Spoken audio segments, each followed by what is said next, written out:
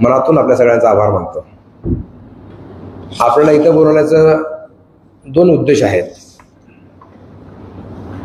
एकतर मी मोस्टली मोठ्या प्रेस लातूरलाच घेतो, आता औसा पण जरा मोठं व्हायला लागलंय, हे तुम्हाला दाखवायसाठी मी खास या ठिकाणी बोलवलंय। एकूणच तुमच्या आल्यानंतर मोस्टली औषधात तुमचं काही काम पडत नाही, आमचं काम लातूरला पडत नाही। लातूरकरांचं औषध काय पडत नाही। आलात तर माझी विनंती आहे, जरा फेरफटका मारा, आजूबाजूला कामं चाललेत, सगळे कसे चाललेत, काय बघा, आणि काय सूचना असतात तेही सांगा। प्रथम आपल्याला सगळ्यांना मी दिवाळीच्या निमित्तानं ॲडव्हान्समध्ये शुभेच्छा देतो। औषधाचा आमदार म्हणून राज्य शासनाचं, मुख्यमंत्र्यांचं, दोन्ही उपमुख्यमंत्र्यांचं, पूर्ण मंत्रिमंडळाचंच मी मनातून आभार मानतो की अतिवृष्टी आणि पूरग्रस्तांना भरीव अशी मदत महाराष्ट्राच्या इतिहासामध्ये यापूर्वी कधीही मिळाली नाही।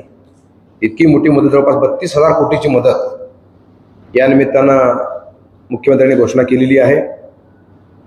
त्यामध्ये 29 जिल्हे होते, 253 तालुके होते, पुन्हा रात्री काय तालुके वाढलेत टंचाईमधून घेतलेले, त्याची ही यादी रात्री उशिरा 12 वाजता GR निघाला आहे, तीही आलेलं आहे।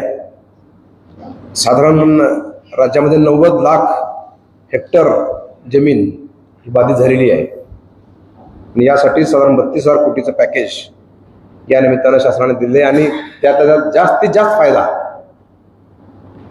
मराठवाड्याला होणार आहे।